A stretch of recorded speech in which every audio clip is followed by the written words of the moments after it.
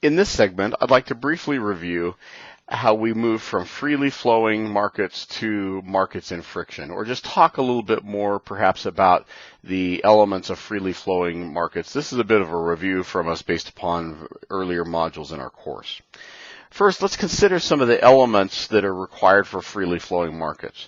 We know the market must have perfect competition, which simply suggests that there are numerous buyers of labor, and there are numerous sellers of labor. So that would be many employees in a market with enough different employers that the employers are competing one with another. So one doesn't have some power over another. There's no one employer that has a lot of strength in the market or a lot of power over the workers either. So workers are free to go from one employer to another, assuming that that employer needs their skill set, and firms are free to hire workers across a broad group of employees, all of which have an appropriate skill set. So this issue of perfect competition would mean that we've got plenty of competition in the market, and it is this issue of the freely flowing market. It is that competition that yields some level of W star and L star and lets markets equilibrate or clear such that there are labor supply and labor demand equalities at any given wage. Well, in order to obtain that, we must have some perfect information in the marketplace. And perfect information in this case is no different than it is in any other microeconomic transaction. It's simply suggesting that the buyer of the good and the seller of the good have the exact same information. So let's think about the labor as a good here and think about perfect information for a moment. Assume that you've come to work for a firm, or you've come to interview at a firm, and they know exactly what they want, and you know exactly what you have. But when you interview, when you're looking for a job, we always put our best foot forward. We always are trying to represent the best of ourselves. In fact, some would say that the best sales job anyone ever does is when they are selling themselves to a new employer. So the information you have about yourself probably is a little bit different than the information you're conveying to the would-be employer. They're getting a sense of someone without any problems, with perfect habits, with great skill sets, great productivity, which may well be true of you, or it might only be true of you on some days. But that's what they believe they're buying. Similarly, you're looking at this job, and the employer is telling you about the strength of the job, the income of the job, the greatness of the company, the growth opportunities, etc. But you don't know that this is actually a harder job than they're letting on. Or maybe you're going to end up working around some people that are not very kind or pleasant to work around. Or maybe you're going to end up being exposed to some overtime requirements at times that much more than they're letting on. So there is imperfect information in this case. Well, freely flowing markets, the ability to set the appropriate price, or W star in this case, is dependent on each side of the transaction having the same information and having complete information. That's what we refer to as perfect information. And perfectly competitive markets, freely flowing markets, rely on this perfect information. Similarly, they rely on perfect mobility. That's more difficult to accomplish than it might seem. We might suppose that if you're going from, say, Sandy, Utah to Murray, Utah to obtain a job, that's only a 5 or 10 mile commute perhaps. There's I-15, there's UTA buses, there is tracks, there might be front runner if it's even a longer commute. Very easy to get from one place to another. But what if it's a job in Sandy and an employee in Payson, which is 50 or 60 miles to the south, or Brigham City, which is 50 or 60 miles to the north? Well, mobility now isn't perfect. You might suggest, well, wait, I can go from one of those places to another without much difficulty, but some of the imperfection now exists in the time it takes to be mobile and the expense it takes to be mobile.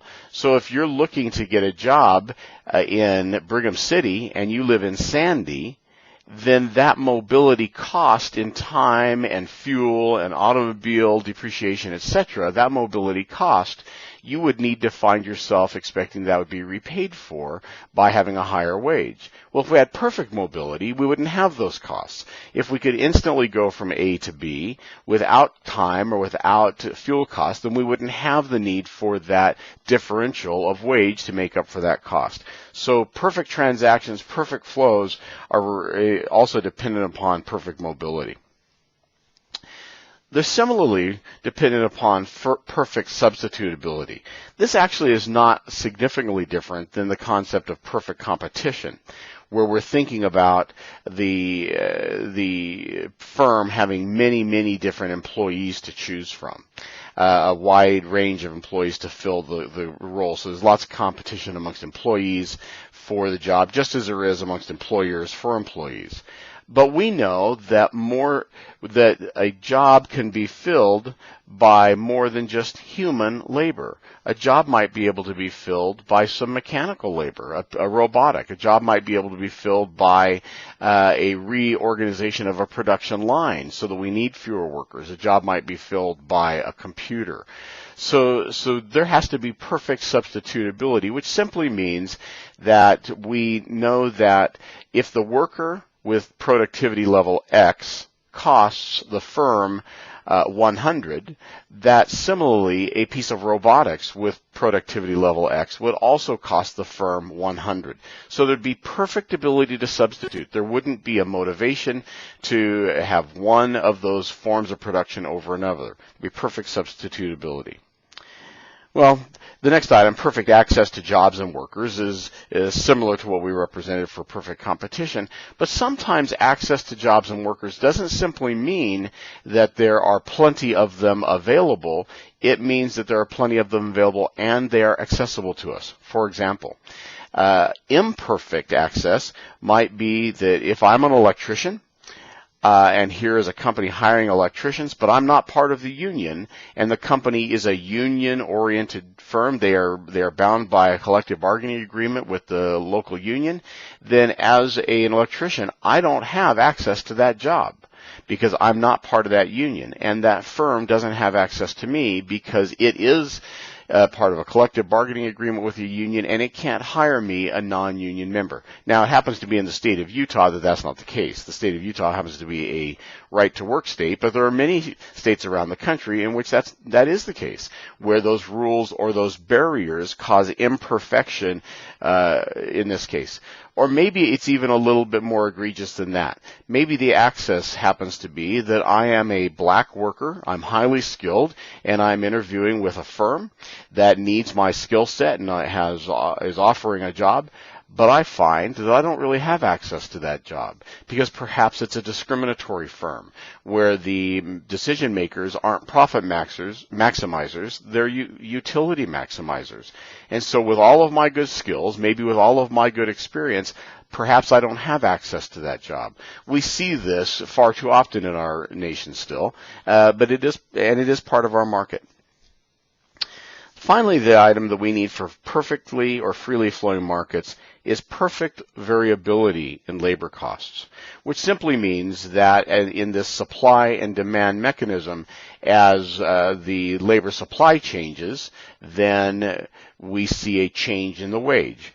Or as labor demand changes, we see a change in the wage. Now, we also see a change in L-star, of course, with either of these. Well, this would be perfect variability of labor costs, and perfectly flowing, freely flowing labor costs. Well, what are some of the examples of things that might get in the way of that? Well, let's come back to the union for a moment. The union in its collective bargaining agreement may have set a wage range for their union members and maybe even a quota for the union members at the firm when they effected their bargaining. And if labor supply or labor demand changes that might otherwise decrease those levels, but they are in this union-oriented environment, maybe by contract or bargaining agreement, they can't change those. So there is the inability to vary the labor costs. We might think of this in terms of contracts. We might think of this in terms of unions. We clearly see this in terms of minimum wages in our market. The labor supply and labor demand in our market for low-skilled laborers might actually be much less than minimum wage. In fact, we know that that's the case in many markets, but we can't vary the wage legitimately below the minimum wage. So perfect variability would suggest that you can vary these wages, but we have other elements in our markets that keep them from being perfectly freely flowing. And this freely flowing element is one of the elements of why different workers receive different wages. And the lack of it is also a reason why they receive different wages. Let's talk now about the law of one price. This is part of the freely flowing market concept. The law of one price would suggest that all workers of similar skill sets will receive similar wages. Well, similar skill sets, of course, would suggest that we have similar productivities. So the law of one price is dependent upon freely flowing labor markets, upon this market competition, upon the old structure that we talked about in the prior few moments. It would also suggest then that different pay probably is available to for workers with different skill sets. So if I have a low skill set, I'm minimally productive, and you have come along and represented yourself to a firm to be more productive, say moderately skilled, then we would expect in a freely flowing labor market that you would be able to receive a higher wage than I would. And I think that that would be pretty common for us. We understand that. So the law of one price suggests that every worker of a particular skill set will be paid alike, and that different workers may well be paid differently.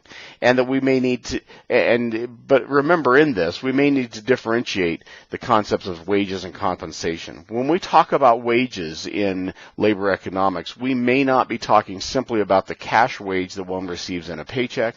We may be talking, and almost certainly are talking about, the entirety of the compensation package, which we might be able to see as a cash wage, or we might be able to think about as a cash wage. So we think about these differences, which leads us to the concept, again, of compensating wage differentials. A compensating wage differential is simply something that gives someone utility and such they might think about as part of the overall compensation, but is not a wage itself.